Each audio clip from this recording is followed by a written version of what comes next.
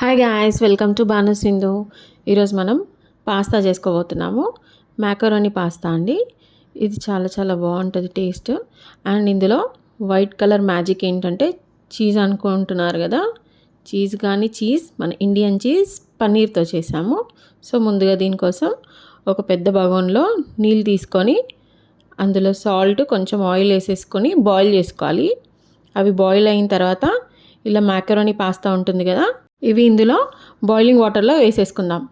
ఇది ఒక 50 to 60% ఉడికించి పెట్టేసుకోవాలి. మరీ ఎక్కువ ఉడికించుకుంటే కూడా మ్యాష్ అయిపోతుందండి. ఇప్పుడు ఇది ఉడికిపోయినట్టే. సో మనం ఇది తీసేసుకొని ఒక వెడల్పాటి గిన్నెలో తీసి పెట్టేసుకోవాలి. దీంట్లో సాల్ట్ ఇంకా ఆయిల్ వేయడం వల్ల అవి ఒకదానికొకటి అంటుకోకుండా విడివిడిగా ఉంటాయి అన్నమాట. చల్లగైనా కానీ అవి ఏం అంటుకోవు. పాస్తా వాటర్ మనకు లాస్ట్కి యూజ్ అవుతాయి. సో అవి అట్లనే మనం సైడ్కి పెట్టేసుకోవాలి. పేస్ట్ కోసం మనం ఆవకాడోస్ తీసుకోవాలి. ఇలా నేను చూపించిన విధంగా కట్ చేసుకోవాలి. మధ్యలో సీడ్ ఉంటుంది. సో ఆ సీడ్కి చుట్టూరా మనం ఇలా కట్ చేసుకొని దాన్ని ఇలా ట్విస్ట్ చేస్తే ఓపెన్ అవుతుంది. సో ఆ సీడ్ని ఇలా చాక్తో గట్టి కట్ చేసి ఇట్లా తీసేసేయాలి. సో దీన్ని ఇట్లా స్కూప్ లాగా తీసేస్తే మనకి ఈజీగా వచ్చేస్తుంది. ఆవకాడో పొట్టు ఇట్లా బ్రౌన్ కలర్ ఉందనుకోండి, ఇప్పుడు పండినట్టు. లేకపోతే గ్రీన్ కలర్ ఉంటుంది కదా, అప్పుడు మనం కట్ చేయలేము, స్మాష్ కాదనమాట ఈజీగా. అందుకని బ్రౌన్ కలర్ అయినాక అవి కట్ చేసుకుంటే తొందరగా స్మాష్ అయిపోతుంది. యాంటీ ఆక్సిడెంట్స్ చాలా ఉంటాయండి ఆవకాడోలో. అలాగే ఫైబర్ కంటెంట్ కూడా చాలా ఉంటుంది. సో ఇవి నాన్ వెజ్ తినని వాళ్ళు కూడా తింటే మనం నాన్ వెజ్లో ఉన్న మినరల్స్, విటమిన్ కంటెంట్ కూడా వాళ్ళకి వెళ్తుంది. సో ఈ విధంగా అన్ని చిన్న చిన్న పీసెస్గా కట్ చేసుకొని మనం మిక్సీకి వేసేసుకుందాము.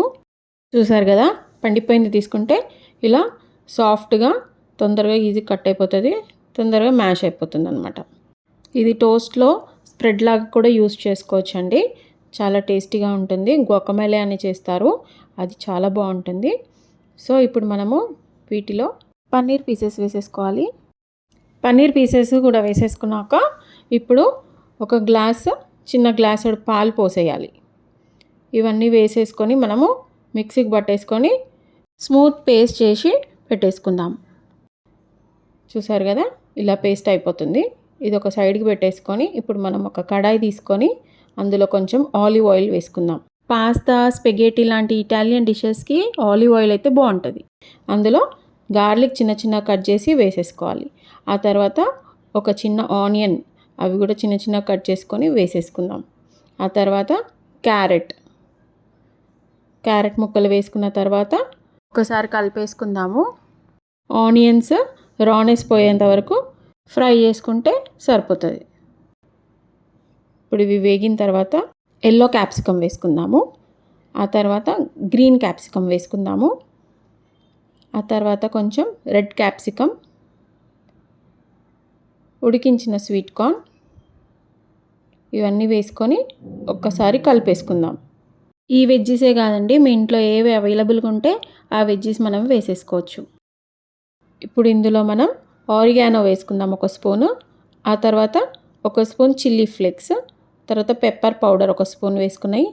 ఒక చిన్న స్పూను సాల్ట్ వేసుకుందాం. ఇప్పుడు ఇవన్నీ మిక్స్ అయ్యేలాగా మనం ఒకసారి మిక్స్ చేసేసుకుందాం.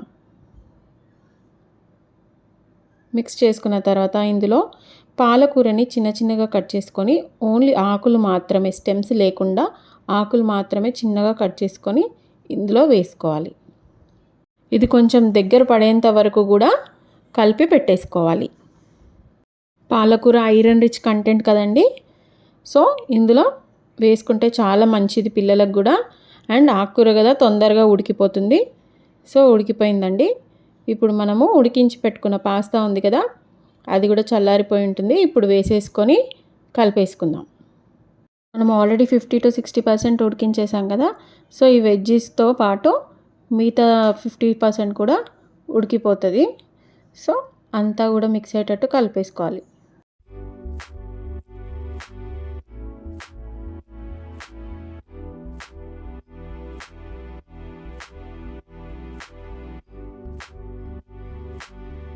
మనం ఆల్రెడీ రెడీ చేసుకున్న పేస్ట్ ఉంది కదండి, ఆవకాడో పన్నీర్ పేస్ట్, అది ఇందులో ఇప్పుడు యాడ్ చేసేసుకుందాం.